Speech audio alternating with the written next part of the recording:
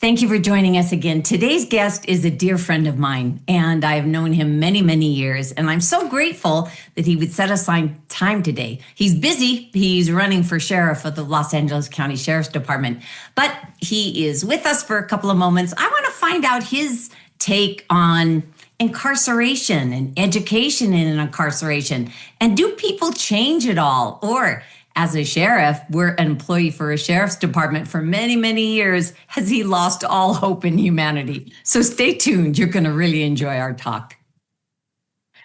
Mike Bornman, thank you so much for making time to be with us today. Yeah, glad to be here. Well, you have maybe up to 1 million incarcerated individuals who have the opportunity to watch this. So 1,500, 1,700 prisons or jails have GOGI on their tablets. So they're going to be able to see this. And in addition to that, we are going to upload this to our podcast on all sorts of podcast places and our YouTube channel. My question is, with regard to the incarcerated, certainly as an employee of the Sheriff's Department, you've made many arrests. I met you at CRDF. What is your take on detention, incarceration, and is there any hope for somebody who keeps coming through that receiving door over and over again? What are your thoughts? I think there's hope for anybody that comes through the system, but to have hope, they have to take some kind of positive action. I would tell people that are in custody now that what they need to do is that they need to actually learn something. And I'm not talking about checkers or pump and iron. I'm talking about self-help, taking care of yourself inside. A lot of folks over the years, I've noticed what they'll do is they'll come in and they're just victims of themselves. They keep making the same bad decisions, the same mistakes, ending up with the same crowd, ending up in the same jail. And I think that it's important that they reach inside themselves and figure out where they want to be. I think that people, you get one turn around this rock and you don't want to mess it up by spending half your life in jail. What I would hope, and that's what I like about the GOGI program, frankly, is it gets people's mindset right, where they can actually figure out that they're basically their own worst enemy when it comes to committing crime sometime. And I would like to see, we can talk about more programming in the jail in a minute, but I think that what I'd like to see first is people to get their minds straight, wrap around the fact that you have to take possession of your mistakes. You have to understand that a lot of what's happened to you, some of it's upbringing, but some of it's the same choices you make in life. And, a lot of them aren't always the best choices. Captain Mike, because that's what I know you as, captain at the Sheriff's Department in the education-based incarceration. And I worked with you for a long time and have known you a long time. What is the reason why someone wants to change but keeps making those same mistakes? Is it a self-loathing? Do they not think they can? Are they not getting enough support? What is that kind of secret sauce that has to happen? Is it something within? It's all of the above, what you just mentioned. I think that, I think it's actually lack of understanding what your decision making is all about. And I think that, you're a product of your environment, right, to some degree. And if all your buddies are gangsters, well, oh, hey, I'm a gangster too, right? You have to break out of that. You really have to think about what you want to do in life. Do you want a family? Do you want to be free? Do you want to have a good paying job and live the dream? Or do you want to sit in a box for most of your life? Well, you grew up in Pacoima. You did not have a silver spoon. You didn't, and there were many traumas in your youth that you had to overcome. So people looking at you now and you're Captain Mike and you're running for sheriff, they may not know the trauma you experienced and the obstacles you had to overcome. You talk with authority. Oh, all you got to do is make better decisions. But you had to actually do that. You weren't immune to what living in Pacoima was like. You were not immune to fractured families and things. Talk to me a moment about how did you get your mind right to say, I don't want to be like those people I'm seeing. I need to be different. What went through your mind? I think for me, the biggest thing is self-evaluation. Even when I was a kid, we're talking 8 to 12 years old when I was in the projects. I knew that I didn't want to live like a lot of the folks were living, one scandalous event after another. And for me, education was a way out. And, I just wrapped myself around things that I enjoyed in school, which fortunately for me, it was, English and writing and reading and being a good citizen. I've learned something from everybody I've ever dealt with in my life, including you, where I will take something off of everyone, the good or the bad or the indifferent. Like, someone else say, man, I don't ever want to be like that guy. Or someone else, yeah, I'll take this person and that part of what they were, and I'll take that, incorporate that into me. And it's a lifelong learning. And that's what it comes down to. And I decided early on, I grew up in LAPD's area. I love seeing the cops there. They just all seemed like decent, hardworking people. And I wanted to be like that. I wanted to be a decent, hardworking person. Now, I didn't necessarily say I wanted to be in a law enforcement when I was young. In fact, I was leaning toward veterinary school, but I hate to see animals suffer, and I couldn't live through that. So, it's within yourself. You have to find it in you, I guess. And fortunately for me, I made a lot of the right decisions. Made some dumb ones along the way, but, it's your own personal decision-making processes, which leads me back to you again, and what you afford people the opportunity to see and believe.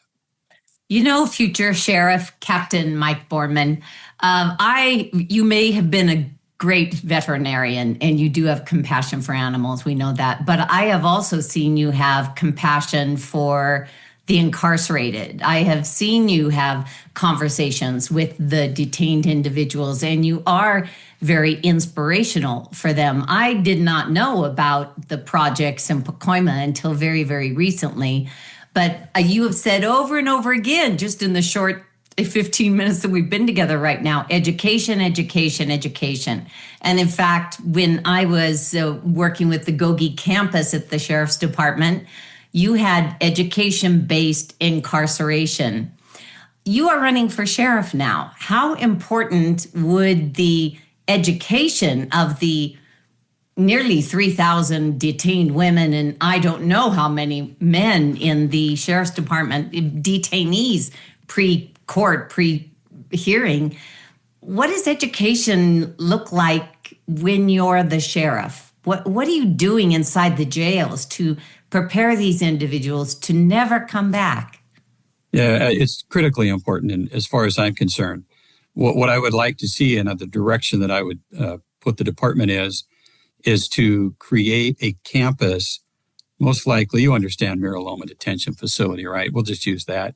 It's shuttered right now. There's nothing going on. I would like to see it retooled and used as an education campus for the trades. We're talking electrical, plumbing, landscaping, roofing, HVAC installation and repair, cable installation, anything where somebody can get a certification where, we could get work with a school system. What am I thinking? LA Trade Tech, maybe like them. They could come in with their instructors, teach people programs 3, 6, 9 months long, where they could actually get certification and have the ability to get a job. Because one of the things that LA Trade Tech does, they'll also help them with job placement when they get out, right? I think it's critically important for people to take that step and to get a job where you can go make money and take care of yourself and your family and your kids and your folks. But it all comes down to what you do with that training and education. And if people are still stuck in the mode of making poor decisions for themselves, that education is not going to help them. That's why I think your program segues so perfectly into what needs to be done there. So, as sheriff, you open Mira Loma and you have a trade tech alliance or allegiance or collaboration or some form of education there. And I can guarantee you GOGI will be there making sure everybody knows their GOGI Life Tool so that they can get out and keep a job. So that is, you have my commitment there that we would certainly be there making certain that they have those positive decision-making tools, because all the training in the world, all the money in the world, all the opportunities in the world fall flat if you can't make those split-second positive decisions. Absolutely. Yep. What would you like to say to the individual who's sitting in an 8-foot cell on a 2-inch mattress and they're saying, yeah, but he doesn't know my situation? What would you have to say to that individual? I would say he or she is wrong and are making the wrong assumption. 36 years in law enforcement. I spent about 12 in the custody environment. As you mentioned, I also grew up in some pretty hardscrabble places myself. And I had the opportunity to make good decisions and bad decisions. And I think that what they need to do instead of sitting on that mattress and, playing checkers and working out is to look inside and ask yourself, where do you want to be in 5 years? Where do you want to be in 10 years? Do you want to have a family? Do you want to have self-pride? Do you want to be out and free? Or do you want to sit in that cell and just waste your life away? So you have, detained individuals going to Mira Loma, they're learning HVAC, they're learning all these things. How are you educating your deputies? Because when somebody comes into a department, they come from a very varied background. Some of them beat them ups and that gets them to stop it, or they'll never change. How do you educate your deputies about how to integrate opportunities and positive decision making? How can deputies become kind of mentors or examples? You have to set the standard for them, right? And be consistent and have the proper leadership and supervision in place. Frankly, that leads me to another area where, we put people through the Sheriff's Academy and we teach them how to be cops, right? We teach them how to drive fast, how to handgun, shotgun, batons, laws of search and seizure, laws of arrest, all that really cool cop stuff you see on TV, and then we throw them in jail for 2 years. It makes absolutely no sense to me. So what you're saying is they get trained and then they have to work in the jail custody environment, processing people in the jail. Is that what First. Yeah, what happens is, like if you're on LAPD or other agencies that don't have big jail systems, you'll go right out to patrol. Or in our place, it could be court services or whatever. But the sheriff's department, they teach you all this cop stuff, and then they throw you in a jail, and people are just like, hey, 2 years of this. And what I want to do, frankly, we have an item there called custody assistance, right? Those are our professional correctional officers. I've known a whole bunch of them. They do great jobs. They don't have that, hey, I want to be a cop mindset, right? At least at that point.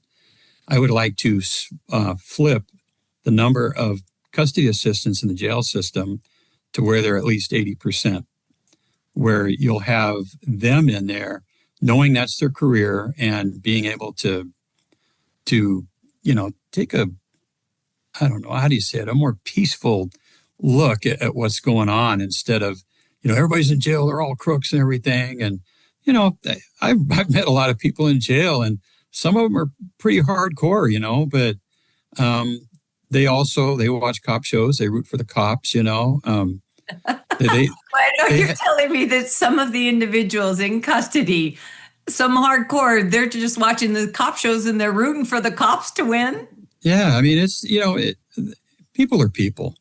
And just because you make some stupid mistakes and you end up in jail doesn't mean that your life has been invalidated. You have to get beyond that. You have to step up, take ownership of yourself and where you're at, and then take steps to better your position. And, as far as the deputies, they will understand pretty quickly, that I'm a pretty hard-nosed guy. I'm a cop's cop, but I also understand that you have people who are in jail who are basically really vulnerable, right? I mean, we take everything from them when they come in, and we give them a jail-made jumpsuit. That's their life.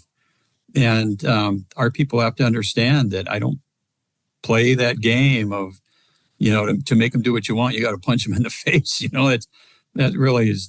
doesn't work. And I think that a little humanity and compassion goes a long way in jail.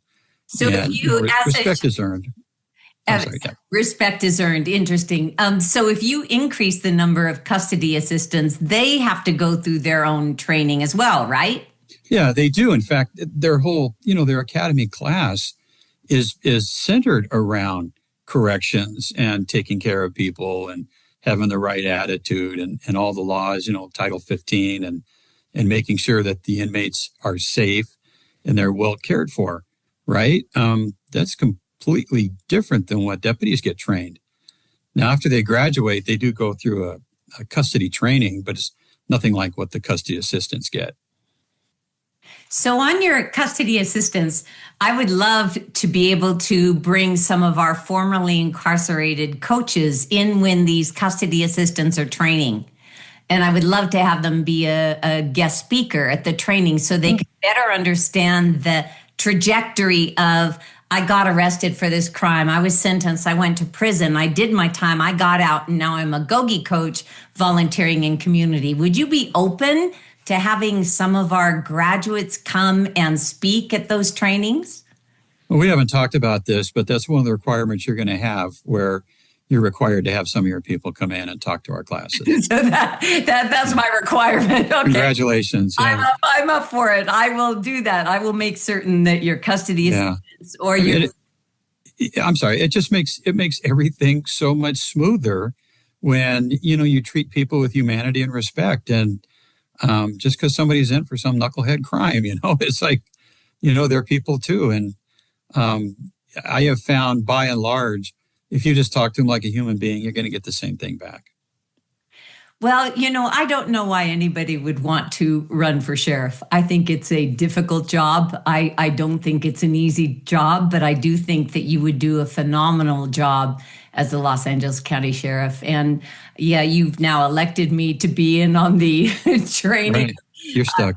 We will be there. I guarantee you we will be there because we believe in opportunities. We believe in personal responsibility, accountability, and making the right decisions and developing those skill sets. So I think that's exactly where you are when it comes to incarceration and detention. I think you and I think quite a lot alike in that regard. Yeah, I think so. Is there any last thing that you'd like to say to our students? And you could pitch yourself for sheriff. I mean, we got a lot of people voting. Please feel free to say why you would make a good LA County sheriff. Well, I think I just did. I think that what I would tell everybody who's in jail across the country, don't give up hope. Don't think that, you can't ever get out of the cycle you're in, because there are a whole lot of people that have made it through. And a lot of them, you just have to get to that point in your life where you realize that, hey, what I'm doing isn't working, right? And then you have to take steps to make it work. And as far as I'm concerned, one of the first steps that should be taken, I don't want to give you a free plug here, but I will, I think, is the GOGI program, where they can learn about accountability and self-responsibility. And then they would be ready for the jail-offered programs, where they can actually go out and get a career, something they can be proud of, and not be looking over their shoulders all the time. Because Mike Bornman is going to be a pretty tough sheriff. And he doesn't say, Coach Taylor, they say I'm pretty tough. Nobody wants to cross me. There's a high standard for GOGI. Yeah. Our assignments have to be the full 15 pages. The courses have to be done right. Otherwise, we send them back. But what we breed into our GOGI community is excellency, competency, positive decision-making. And I think you would be a very difficult sheriff in that you would hold a high standard, but there's nothing wrong with that. Yeah, well, everybody gets a high standard. My people and the people in custody, right? Yep. That's the only way to do it. You have to lead, and that's how you lead. Well, I appreciate it. And you got my vote. And certainly when people actually ask you the real questions about what you would make as a difference in LA County, I think they would give you the vote as well. Cool. I appreciate it. Thank you, Captain Borman. I will see you at your inauguration for the sheriff. You're invited. Thank you much. Mm-hmm. Oh, I was so grateful to have Captain Borman on our show today. If you like this, you're going to like all the other podcast videos. So make sure you tune in. Check us out on social. Our GOGI Life Tool is YouTube, GOGI Life Tool is on Instagram, many other places. We'll see you soon.